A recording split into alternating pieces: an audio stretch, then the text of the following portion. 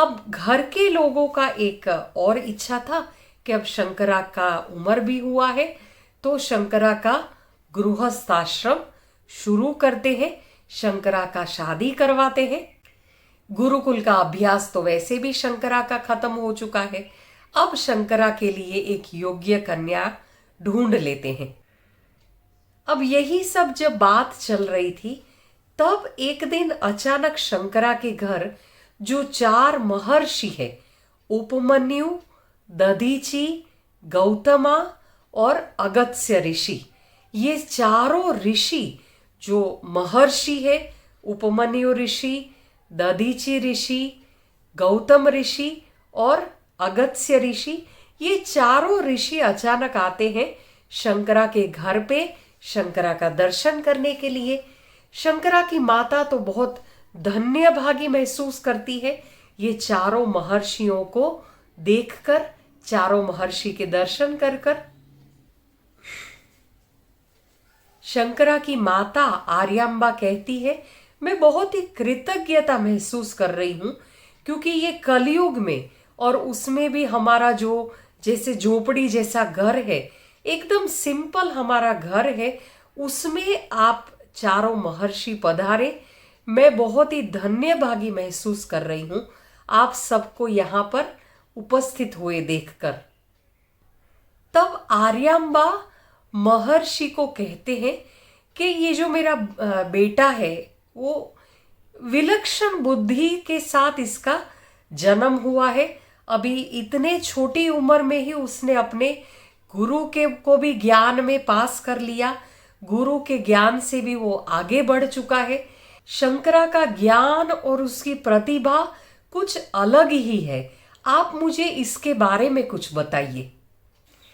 तब महर्षि आर्यांबा को कहते हैं कि उनके पति की तपस्या, शिवा गुरु की तपस्या से शिव जी खुद प्रसन्न हुए और उन्होंने ये बालक का आशीर्वाद दिया है। ये शिवा का अंश ही है, भगवान शिव के एक हिस्से ने ही यहाँ पर जन्म लिया है। और आगे महर्षि उनको बताते हैं आर्यांबा को कि उनके पति ने ये चॉइस, ये विकल्प चुना था कि उनका बच्चा प्रखर विद्वान हो और बहुत ही ज्ञानी रहे, पर उसकी आयु बहुत ही कम रहे। ये शिवा गुरु ने अपने जब शिवजी ने उनको विकल्प दिया, तब शिवा गुरु ने ये विकल्प चुना था कि प्रखर विद्वान बच्चा हो और उसका आयु एकदम अल्प हो। तब महर्षि बताते हैं कि वैसे तो तुम्हारे बालक की उम्र सिर्फ 16 साल तक की ही लिखी हुई है, पर उस बीच में कुछ ऐसी घटना घटित होगी कि उसको और 16 साल उसकी उम्र में बढ़ेगा, यानी सिर्फ 32 साल तक ही ये बालक जीवित रहने वाला है। अब ये सब बातें अगस्त्य ऋषि बता रहे थे आर्यांबा को। अब ये सब बात कभी ज्ञानी गुणी बताते नहीं है, क्योंकि ये सारी जो भविष्य की बातें हैं ये नहीं बताना ही ठीक रहता है। इसीलिए बाकी के जो महर्षि थे वो उनको रोकते हैं आगे बात करने के लिए। और सारे महर्षि कहते हैं कि अब हमारे प्रस्थान का समय हो चुका है, हमें अब प्रस्थान करना पड़ेगा। ऐसा कहकर वहां से निकलते हैं। अब ये सारी बातें आर्यांबा के लिए, शंकरा की माता के लिए बहुत ज्यादा दुखदायी थी कि शंकरा का जीवन सिर्फ 16 साल तक का ही है। शंकरा सिर्फ 16 साल तक ही जीवित रहने वाला है। उसने तो कल्पना भी नहीं की थी कि बालक शंकरा सिर्फ 16 साल तक का ही जीवन लिखवा कर आया है। तब आर्यांबा शंकरा को कहती है कि अब तुम जल्दी से शादी कर लो, जल्दी से तुम्हारा विवाह कर देते हैं, क्योंकि तुम्हारा बालक जो आएगा वो तुम्हारा दाह संस्कार भी वही करेगा, और मैं जब मर जाऊंगी तब मेरा दाह संस्कार भी तो वही करेगा। सारे जो शास्त्र के हिसाब से जो कोई भी रिचुअल्स, जो कोई भी विधि विधान लिखे हुए हैं, वो सब हमारे बाद कौन करेगा। तो इसीलिए तुम्हारा विवाह जल्दी कर लेते हैं ताकि तुम्हारा बालक ये सारी जिम्मेदारी उठा सके, और तुम्हारा पुत्र आए तो ही हमारी वंश परंपरा है वो आगे बढ़ेगी। अगर तुम्हारा विवाह नहीं हुआ है, तुम्हारा कोई संतान नहीं है, तो फिर हमारा पुत्र होने का क्या मकसद रहा? अगर तुम्हारा पुत्र है, आगे हमारा वंश बढ़ेगा, तो ही तो हमारा पुत्र है उसका कोई काम रहेगा। वृद्धावस्था में मेरा ध्यान कौन रखेगा? इसीलिए तुम्हारा विवाह बहुत आवश्यक है। अब शंकरा तो जानते थे कि उनको विवाह करना नहीं है, वो तो ब्रह्मचारी है।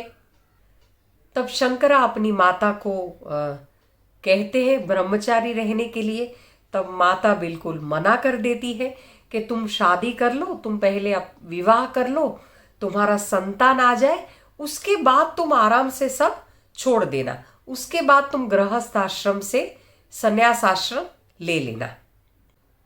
पर शंकरा तो जानते थे कि उनको गृहस्थ आश्रम करना ही नहीं है, वो तो ब्रह्मचारी है। शंकरा जानते थे कि वो किस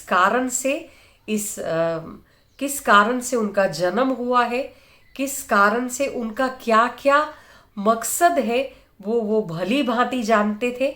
उनको ये दुनिया में क्या करना है वो बहुत ही क्लियर था। उनका ये अवतार लेने का मकसद धर्म को प्रस्थापित करना था, अद्वैत वेदांत की पुनः स्थापना करना था, सनातन धर्म का प्रचार करना था।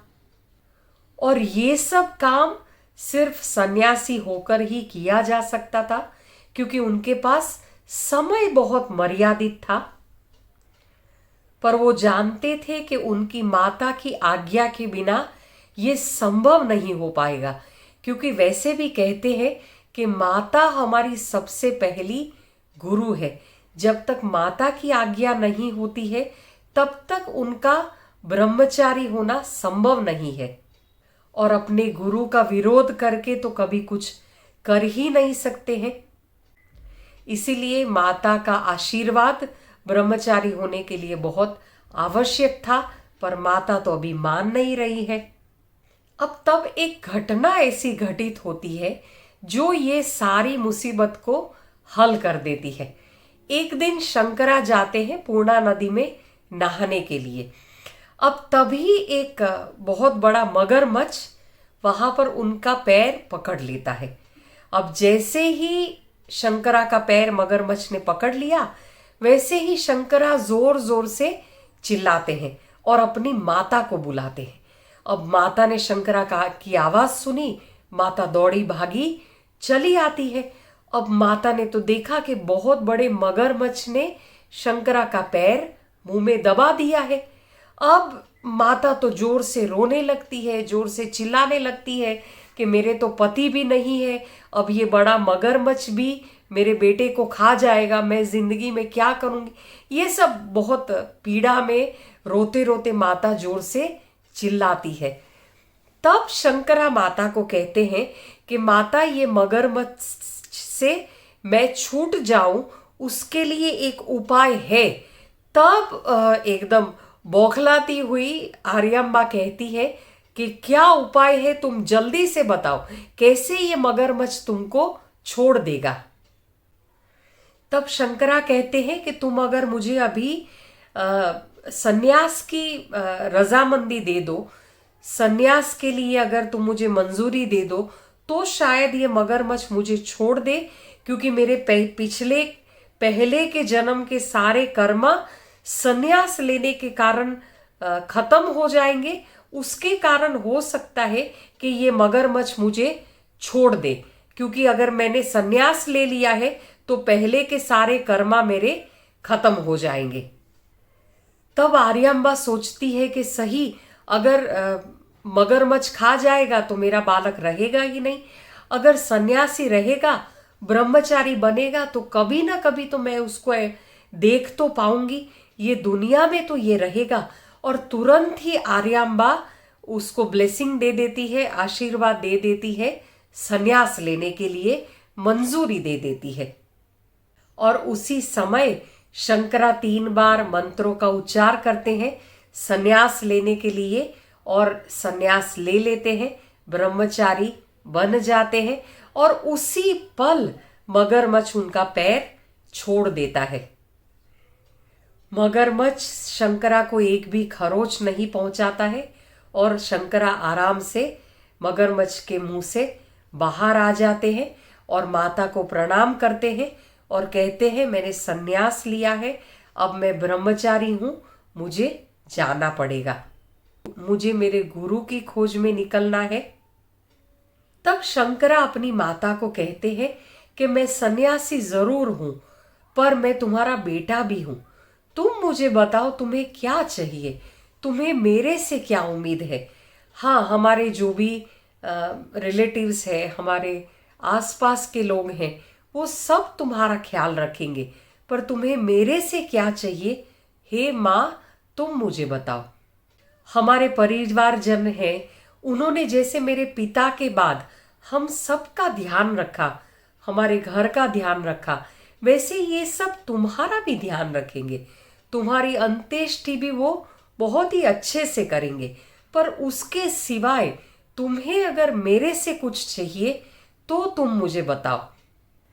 ऐसा कुछ है जो तुम्हें मेरे से चाहिए या मैं तुम्हारे लिए करूं, अगर ऐसा तुम्हें कुछ चाहिए तो तुम मुझे बताओ माँ।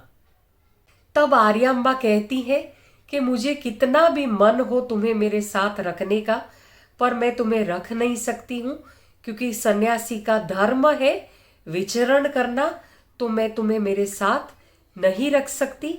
पर मेरा एक ये इच्छा है, मेरी एक प्रार्थना है कि मेरा जब अंतिम समय हो तब तुम मेरे साथ रहो। जब मैं ये शरीर, जब मैं ये देह त्याग कर रही हूं, तब मेरी इच्छा है कि तुम मेरे साथ रहो और मेरी अंत्येष्टि, मेरा जो लास्ट राइट्स है, अंत्येष्टि है, वो भी तुम करो। अगर तुम मेरी अंत्येष्टि नहीं करोगे तो मेरा जीवन में पुत्र प्राप्ति का उद्देश्य क्या रहा। मैंने जो पुत्र के लिए कामना की, मैंने जो पुत्र प्राप्ति के लिए इतनी तप साधना की, उसका फिर मकसद क्या रहेगा अगर मेरी अंत्येष्टि तुम नहीं करोगे तो। अब इसके आगे की कहानी अगली बार सुनते हैं। आपको वीडियो पसंद आया है तो चैनल को सब्सक्राइब जरूर करिए